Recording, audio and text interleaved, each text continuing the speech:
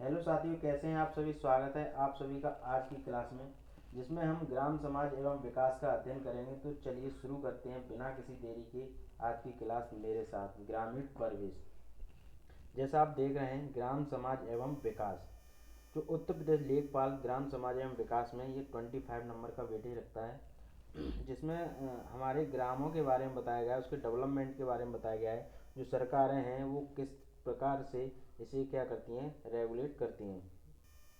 तो इसमें जो विभाग है हमारा उत्तर प्रदेश राजस्व विभाग, उत्तर प्रदेश क्या है, राजस्व विभाग है। तो राजस्व विभाग में राजस्व सचिव शाखा के अंतर्गत, राजस्व विभाग में राजस्व सचिव शाखा के अंतर्गत निम्नलिखित कितने विभाग आते हैं? 5 विभाग अध्यक्ष हैं। पहला जो आपका है वो है राजस्व परिषद, दूसरा चकबंदी आयुक्त, और तीसरा राहत आयुक्त, और चौथा कौन सा है? निदेशक भूमि अध्याप्त और जिला मजिस्ट्रेट। तो इसमें बात करते हैं मेनली राजस्व परिषद। जो लेखपाल आज जो वैकेंसी अभी निकली है वो राजस्व परिषद है, इसी में राजस्व लेखपाल की भर्ती है। ऐसे ही एक भर्ती आती है चकबंदी लेखपाल की, तो वो जो बात करी गई है वो चकबंदी आयुक्त में उसकी बात करी जाएगी। ठीक है, तो पहला हम चलते हैं राजस्व परिषद में। राजस्व परिषद क्या है? तो इसकी स्थापना इसकी स्थापना ईस्ट इंडिया कंपनी के शासनकाल में कब हुई है? ईस्ट इंडिया कंपनी के शासनकाल में उन 1831, कितना? 1831, यहाँ थोड़ा टाइपिंग एरर है, 1931 लिख दिया है टाइपिंग। तो इसका स्थापना कब हुई है? 1931 में। इलाहाबाद वर्तमान में क्या है? प्रयागराज में स्थित है। तो वर्तमान में राजस्व परिषद में एक अध्यक्ष होता है। क्या होता है? एक क्या होता है? एक अध्यक्ष होता है। दूसरा क्या होता है? प्रशासनिक होता है। और तीसरा क्या होता है? 7 कौन होते हैं? न्यायिक सदस्य होते हैं। एक अध्यक्ष, 2 प्रशासनिक, और 7 क्या होते हैं? न्यायिक। ये इसकी बॉडी है, राजस्व परिषद में जो लोग बैठते हैं उसकी ये बॉडी है। आगे चलते हैं। राजस्व परिषद के अंतर्गत मंडलायुक्त कौन कौन? राजस्व परिषद में एक मंडलायुक्त, जिलाधिकारी एवं उनकी अधीनस्थ समस्त राजस्व अधिकारी आते हैं। इसमें जैसे मंडल की बात करी जाए, जैसे हमारे मंडल में बात करें तो मंडल होता है, मंडलों के अंदर जिले आते हैं, जिला अधिकारी जैसे डीएम आते हैं। डीएम के नीचे एसडीएम होता है। डीएम की और तहसीलों में कौन होते हैं? तहसीलदार होते हैं। उनके नीचे कानून गो होते हैं, और उनके नीचे क्या? लेखपाल होते हैं। तो इनका क्या है, ये पूरा राजस्व परिषद के अंदर क्या है, जो बॉडी काम करती है वो है। आगे चलते हैं। न्यायिक शाखा को इलाहाबाद में ही रखा गया है। इसमें जो न्यायिक शाखा है इसके 2 विभाजन कर दिए गए हैं। तो न्यायिक शाखा को अभी इलाहाबाद में रखा गया है और प्रशासनिक शाखा को लखनऊ में स्थापित किया गया है। वर्तमान में यह व्यवस्था जारी है। अभी भी क्या है, जो प्रशासनिक इसका शाखा है वो लखनऊ में है, और न्यायिक शाखा कहाँ है? इलाहाबाद में है। राजस्व परिषद का मुख्यालय इलाहाबाद में कहाँ पर है? राजस्व जो परिषद है, राजस्व परिषद का मुख्यालय कहाँ पर है?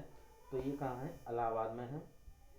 राजस्व परिषद के सदस्य कमिश्नरों, जो कमिश्नर होते हैं, कमिश्नरों में से ही नियुक्त किए जाते हैं। जो राजस्व परिषद इलाहाबाद में है, जो वहाँ जो जैसे लीड करता है, तो वो इलाहाबाद में जो चुने जाते हैं जो लोग, वो किस में से चुने जाते हैं?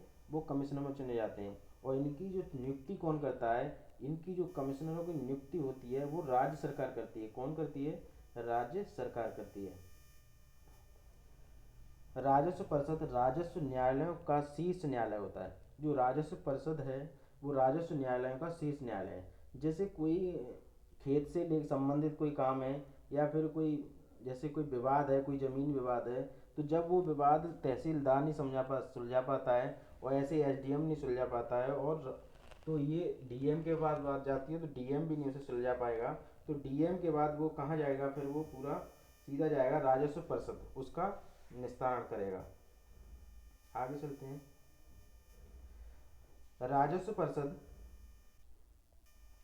राजस्व परिषद के निर्णय कुछ न्यायालयों के निर्णयों की भांति सारे राजस्व न्यायालयों पर बाध्यकारी हैं। जैसे राजस्व परिषद के निर्णय होते हैं वो कुछ न्यायालयों के निर्णय की भांति, मतलब जो न्यायालय निर्णय लेते हैं ना, जैसे हाईकोर्ट जो भी है न्यायालय, वैसे ही राजस्व न्यायालय भी बाध्यकारी हैं। जैसे राजस्व परिषद जो भी निर्णय लेगी तो वो क्या मान्य होंगे हर जगह। वर्तमान में उत्तर प्रदेश में 1688 राजस्व न्यायालय काम कर रहे हैं। कितने कार्य कर रहे हैं वर्तमान में? राजस्व उत्तर प्रदेश में कितने हैं? तो इसको याद रखेंगे, कितने हैं? 1688 राजस्व न्यायालय काम कर रहे हैं। इन न्यायालयों में सबसे निचली अदालत नायब तहसीलदार होता है। जो कौन होता है? नायब तहसीलदार, जो कहाँ बैठता है? तहसील में बैठता है। और सबसे ऊपरी अदालत राजस्व न्यायालय होता है। कौन सा? राजस्व न्यायालय होता है। राजस्व न्यायालय वर्तमान में वर्ष 1947 और 48 में, कब? वर्ष 1947 और 48 में राजस्व परिषद की प्रशासनिक एवं न्यायिक कार्यों को अलग कर दिया गया। जो प्रशासनिक कार्य और न्यायिक कार्य को अलग कर दिया, जो हमने ऊपर बात कर ली है, कहाँ नियुक्त किया गया उन्हें? तो राजस्व परिषद का मुख्यालय इलाहाबाद में है। तो इनको अलग अलग लखनऊ शाखा को, मतलब प्रशासनिक शाखा को लखनऊ में और न्यायिक शाखा को इलाहाबाद में स्टेबल किया गया है। ये बात यहाँ बताई गई। चैनल को लाइक एंड शेयर जरूर करें और सब्सक्राइब भी कर लें। अब बात करते हैं राजस्व परिषद का संगठन एवं संरचना। मतलब राजस्व परिषद का संगठन एवं संरचना की बात कर। इसमें एक अध्यक्ष होता है। क्या होता है? एक अध्यक्ष होता है, 2 प्रशासनिक सदस्य होते हैं, अभी हमने ऊपर बात भी कर ली थी, और 7 न्यायिक सदस्य होते हैं। इस परिषद के अंतर्गत मंडलायुक्त होता है, फिर जिलाधिकारी होता है और समस्त राजस्व प्राधिकारी होते हैं, मतलब जो भी इसके नीचे वर्क करते हैं। इसका क्रम इस प्रकार है, मतलब इनका जो क्रम है वो किस प्रकार है? जो इस प्रकार है। पहले कौन होता है? मंडलायुक्त होता है। कौन होता है? मंडलायुक्त होता है। दूसरा हमारा होता है, सॉरी, मंडलायुक्त होता है। मंडलायुक्त। दूसरा अपर मंडलायुक्त, मतलब उससे नीचे वाली बॉडी। उसके बाद आता है डीएम। कौन होता है? मतलब मंडलायुक्त को मतलब मंडलायुक्त का काम होता है तो अपर मंडलायुक्त देखता है। अब वो उसको जो काम सौंपेगा तो वो किसे सौंपेगा? डीएम के पास, मतलब जिला अधिकारी के पास काम आएगा। फिर अपर जिला एडीएम के पास आएगा। किसके पास? अपर जिला अधिकारी। अपर जिला अधिकारी के बाद बात करेंगे, फिर आएगा उप जिला अधिकारी, एसडीएम की बात करेंगे। किसके पास? इसके नीचे कौन होता है? कौन? तहसीलदार आएगा। उप जिला अधिकारी एसडीएम के बाद कौन आएगा? तहसीलदार। तहसीलदार के बाद हमारा कौन आएगा? नायब तहसीलदार। और फिर होगा राजस्व निरीक्षक। राजस्व निरीक्षक को ही क्या बोला जाता है? राजस्व निरीक्षक को ही कानून गो बोला जाता है। कानून गो के बाद जो हमारी पोस्ट होगी वो क्या होगी? सबसे नीचे बॉडी होती है वो लेखपाल होती है। क्या होती है? लेखपाल होती है, जो क्या रखती है? पूरा ब्यौरा रखती है, खेत के बारे में नाप तोल का काम करती है। ये क्या करती है? जो कानून गो है राजस्व का काम करती है, मतलब कर वगैरह का इकट्ठा करती है। ठीक है, आगे चलते हैं। राजस्व विभाग के अन्य कार्य, मतलब राजस्व विभाग के अन्य और कार्य क्या हैं? इसके कार्य भी हैं कुछ। तो जिसका कार्य क्या है? तहसीलदार इस कार्य को स्वयं करते हैं, मतलब तहसीलदार इन कामों को स्वयं करते हैं, मतलब कोई तहसीलदार का काम है उसे स्वयं करते हैं, या उसे किसी तहसीलदार या नायब तहसीलदार उसको भेज देते हैं। जो हमने ऊपर हायर की बात की थी कि उसके नीचे जो भी बॉडी होती है उसको सौंप देते हैं, जब वो नहीं कर पाता है तो उसको नायब तहसीलदार को सौंप देते हैं। जैसे सीमांकन तथा बंटवारे, मतलब जैसे कोई ज़मीन है उसका सीमांकन, मतलब उसकी माप करनी है, उसका बंटवारा होना है। जैसे बंटवारे होते हैं, भाई भाई में बंटवारा होता है, कोई ज़मीन है, विवादित ज़मीन है, उसका बंटवारा होता है। और भूमि के हक, मतलब किसका रियल में हक है, उसको मिल रही है या कोई हड़प तो नहीं रहा है उसको, से संबंधित बात उप जिलाधिकारी कौन करता है? इसे एसडीएम के यहाँ चलते हैं। इसके जो भी बाद होते हैं वो कहाँ चलते हैं? एसडीएम के पास चलते हैं। जिले में शांति व्यवस्था बनाए रखने का दायित्व भी किसका होता है? मजिस्ट्रेटों के हाथों में होता है। जैसे एसडीएम, मजिस्ट्रेट कौन होते हैं? एसडीएम के और डीएम के हाथ में होता है। ये दोनों काम करते हैं। ये एक तो राजस्व व्यवस्था बनाए रखने का भी काम करते हैं, प्लस कोई भी भूमि से कोई संबंधित विवाद है या कोई भी विवाद है, नाप तोल से विवाद है, तो वो भी निपटारा यही करते हैं। जिलाधिकारी जिले में शासन व्यवस्था, शासन के प्रतिनिधि के रूप में काम करता है। जो डीएम होता है, कौन? डीएम होता है। वो जिले अधिकारी में शासन व्यवस्था, मतलब शासन व्यवस्था में रेगुलेट भी करता है, शासन के प्रतिनिधि के रूप में काम भी करता है, मतलब उसे रेगुलेट करता है। पूरे जो भी उसे जिला दिया गया, अपॉइंट किया गया, उसको पूरे को रेगुलेट करता है। मंडलायुक्त मंडल में शासन के प्रतिनिधि के रूप में काम करता है। जो मंडलायुक्त होता है, मतलब जिलों से मिलके बने होते हैं मंडल, तो उनमें क्या करता है? मंडलायुक्त उसका काम करता है। उप जिलाधिकारी ग्राम पंचायतों के सदस्यों, प्रधानों के निर्वाचन से संबंधित याचिकाओं की सुनवाई करता है। कौन? उप जिलाधिकारी। एसडीएम क्या होता है? ग्राम पंचायतों के सदस्यों प्रधानों के निर्वाचन से संबंधित याचिकाओं की सुनवाई करता है। भू अभिलेखों का रख रखाव। जो भू अभिलेख होते हैं, खसरा खतौनी मतलब, तो भू अभिलेखों का रख रखाव जिला अधिकारी करता है, कोई भू अभिलेख इधर उधर ना हो जाए। राजा टोडरमल भू भूलेख प्रशिक्षण एवं सर्वेक्षण संस्थान हरदोई में स्थित है। कहाँ स्थित है? ये अच्छा क्वेश्चन है। कहाँ स्थित है?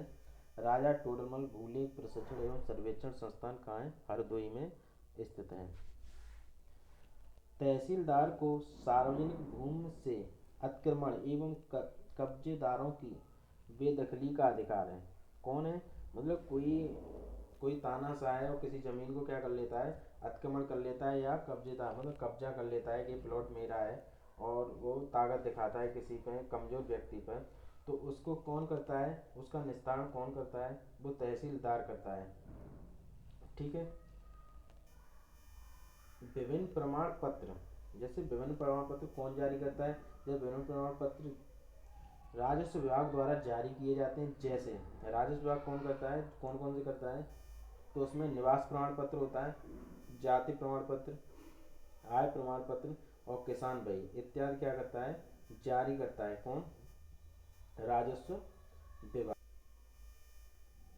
इत्यादि काम करता है। जिला स्तरीय राजस्व प्रशासन, मतलब जिला स्तर पर जो राजस्व प्रशासन कैसे काम करता है उसके बारे में बात करते हैं। भारत में राज्यों को जिलों में विभाजित किया गया है। मतलब जो भारत है, भारत मतलब कोई भारत एक देश है, तो देश को किस में डिवाइड किया गया है? कई खंड बनाए गए हैं इसके। जैसे कितने खंड हैं? 28 खंड, मतलब इसके राज्य बनाए गए हैं। क्या बनाए गए हैं? तो राज्य बनाए गए हैं। जैसे राज्य, राज्य के बाद क्या बनाए गए हैं? राज्यों को जिलों में विभाजित किया गया है। किसमें? जिलों में विभाजित किया गया है। जिला प्रशासन को, जिला प्रशासन सर्वोच्च अधिकारी जिला कलेक्टर या जिला अधिकारी होता है। इसी को क्या बोलते हैं? जिला कलेक्टर या एसडीएम, सॉरी डीएम और जिला अधिकारी बोलते हैं। यही भारतीय प्रशासनिक सेवा का अधिकारी या राजस्व सिविल सेवा का पदोन्नत अधिकारी होता है। मतलब या तो यूपीएससी से आता है, किससे? भारतीय प्रशासनिक सेवा यूपीएससी से आता है, या फिर इसका क्या होता है? जो राज्य में पीसीएस का एग्जाम होता है उसी में उसका पदोन्नति, मतलब इसका क्या हो जाता है? पदोन्नति होकर के ये डीएम बन जाता है। ठीक है। जिले को पुनः उपमंडलों में विभाजित किया जाता है। किसमें? जिलों को किसमें किया जाता है? उपमंडलों में विभाजित किया जाता है। जिसका प्रशासन प्रधान उप संभागीय अधिकारी मतलब एसडीएम होता है। कौन होता है? एसडीएम इसका किसका? उपमंडलों का अधिकारी होता है। जो क्या होता है? जिलों का भी विखंडन किया जाता है उसका। उपमंडलों को अनेक तहसीलों या तालुकों में बांटा जाता है। इसमें विशेष ध्यान रखेंगे, तालुक का शब्द पूछ सकता है तहसील की जगह, तो तहसील को ही क्या बोला जाता है? तालुक बोला जाता है। उपमंडलों को अनेक तालुकों में बांटा जाता है। तहसील का प्रशासनिक अधिकारी तहसीलदार होता है। कौन होता है? तहसीलदार होता है। तहसील का प्रशासनिक कौन होता है? तहसीलदार होता है। तहसीलदार होता है। और तहसील का मतलब क्या होता है? जो तहसीलदार शब्द है वो मुगल काल का शब्द है। किसका है? मुगल काल में ये शब्द आया था, जो अरबी भाषा का शब्द है। किसका? अरबी भाषा का शब्द है। अरबी अरबी भाषा का शब्द है। ठीक है। अरबी भाषा का तहसील का अर्थ होता है, तहसील का अर्थ क्या होता है? राजस्व सृजन, राजस्व सृजन या संग्रह, मतलब राजस्व जो भी हमारा कर आता है उसका संग्रह करेंगे या सृजन करेंगे। ठीक है। अर्थात दार मतलब तहसील का अर्थ हो गया हमारा राजस्व सृजन, और दार का अर्थ क्या होता है? पद का धारण। क्या होता है? पद का धारण है। दोनों का संयुक्त अर्थ होता है कर संग्राहक। कर संग्राहक किसे कहा जाता है? तो ये होता है तहसीलदार, जो कहाँ बैठता है? तहसील में बैठता है। तहसीलों का विभाजन गांव में किया जाता है। अब तहसील किस में बढ़ती है? तहसील हमारी किस में बढ़ती है? गांव में विभाजित की जाती है। किसमें? तहसील हमारी गांव में विभाजित की जाती है। तहसीलदार तहसील स्तर पर राजस्व प्रशासन अधिकारी होता है, जो तहसील स्तर पर कर वसूली हेतु उत्तरदायी होता है। कर वसूली हेतु कौन उत्तरदायी होता है? हमारा प्रशासनिक जो होता है, प्रशासक कौन होता है? वो तहसीलदार होता है। वो यही क्या करता है, कर वसूली करवाता है या करता है। ठीक है।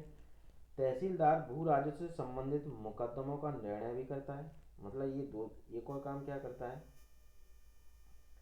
ये हमारा तहसीलदार का काम एक क्या होगा, हमारा वसूली कर रहा है, और दूसरा क्या काम क्या कर रहा है, राजस्व संबंधित मुकदमों का निर्णय भी यही करता है। जैसे खसरा खतौनी का निरीक्षण राजस्व निरीक्षण या कानून वो होता है। मतलब खसरा खतौनी का काम कौन करता है, खसरा और खतौनी का निरीक्षण, मतलब इनका निरीक्षण और राजस्व निरीक्षण कौन करता है, राजस्व निरीक्षक, या इसी को क्या कहते हैं, कानून गो होता है। कौन होता है, कानून गो होता है। राजस्व निरीक्षक को ही क्या कहा जाता है, राजस्व जो निरीक्षक होता है उसी को क्या कहा जाता है, कानून गो कहा जाता है, जो क्या करता है, खसरा कानून का निरीक्षण करता है।